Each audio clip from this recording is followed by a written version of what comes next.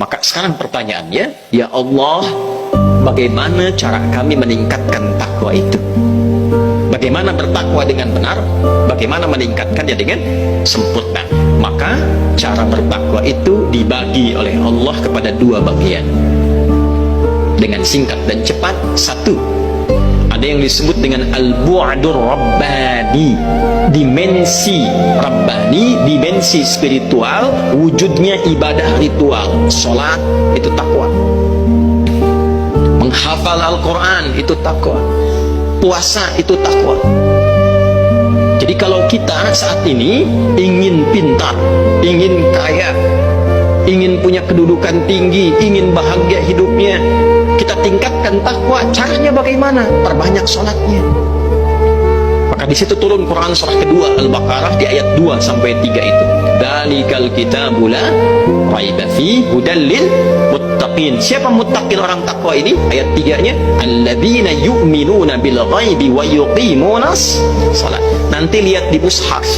Coba lihat tulisan salatnya itu. Alif lam shad lam waw fathah tegak ta marbutah. Bedakan dengan Al-Baqarah ayat 238. Hafizu ala salawat. Alif lam shad lam waw alif ta maftuh. Al-Baqarah ayat 238. Hafizu ala salawat, itu artinya salat 5 waktu.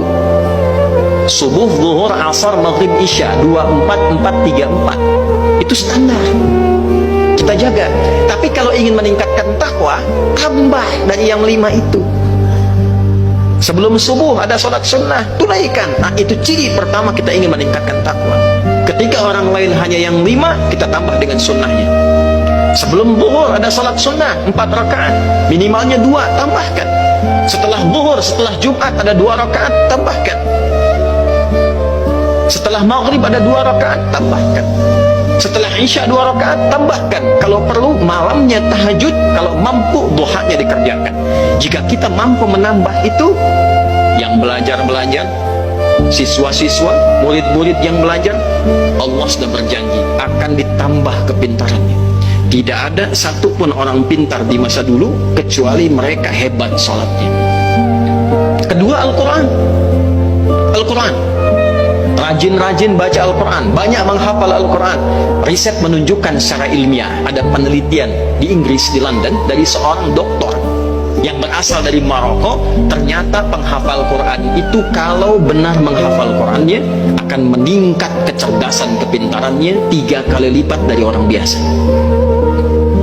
Kata peneliti ini, karena dalam Al-Quran ada 52.000 kosakata. Jadi kalau tiap hari ditingkatkan, otak kita semakin terlatih dan mudah mencerna apapun. Puasa. Ini bulan Hurum. Rajab termasuk bulan Hurum. Zulqa'dah, Zulhijjah, Al-Muharram, Rajab. Boleh puasa di bulan Rajab dengan niat puasa bulan Hurum. Silahkan tingkatkan Seninnya, Kamisnya, Ayyamul Bidnya misalnya, atau puasa Daudnya. Ketika diminta puasa oleh Al-Quran, ujungnya lihat ayatnya, Al-Baqarah ayat 183. Ya ayyuhalladzina amanu kutiba alaikumus syiyam kama kutiba alal ladzina min qablikum la'allakum tattaqun. Supaya meningkatkan takwa. Jadi kalau rajin puasa, itu pasti meningkat pintarnya. Rajin puasa meningkat kebahagiaannya. Rajin puasa bagi yang pebisnis akan meningkat kekuatan bisnisnya, demikian seterusnya. Nah, yang terakhir sebagai penutup khutbah Jumat ini, bagian keduanya, al-bu'dul ijtimai, dimensi sosial, hubungan dengan sesama. Yang tadi habdum minallah, kaitan dengan Allah. Kan Allah yang punya solusi, dekati Allah kalau punya masalah. Allah yang punya ilmu al-alim, dekati Allah kalau ingin pintar. Allah yang punya rezeki ar-razaq, dekati Allah kalau ingin dilimpahkan rezeki. Tapi yang kedua, jaga hubungan dengan orang-orang dan makhluk di sekitar kita. Rajin sholat, tapi tidak taat pada orang tua. Kata-katanya tidak baik, adabnya tidak baik. Maka jangan diharap bisa pintar, jangan diharap bisa sukses. Anda berdagang, punya masalah dengan orang tua, silakan cek. Bisnisnya pasti akan ada masalah.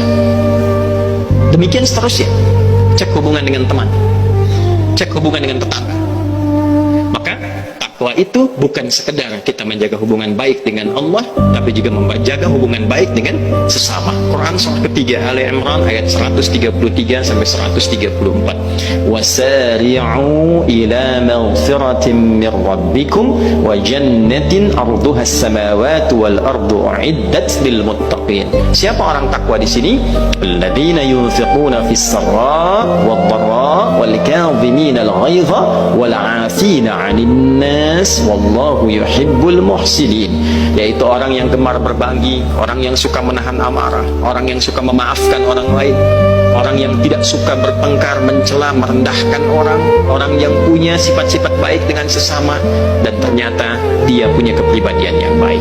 Semoga orang yang singkat tentang rahasia takwa dalam khutbah Jumat itu, tentang pentingnya rukun Jumat yang ketiga itu, kita bisa pahami makna dan hikmahnya, sehingga kita mampu melaksanakannya minimal setelah kita menyelesaikan khutbah Jumat ini dengan meningkatkan dua ketaatan tadi, yaitu taat kepada Allah dengan menjalankan ibadah ritual dan taat kepada Allah dengan menjalankan ibadah sosial.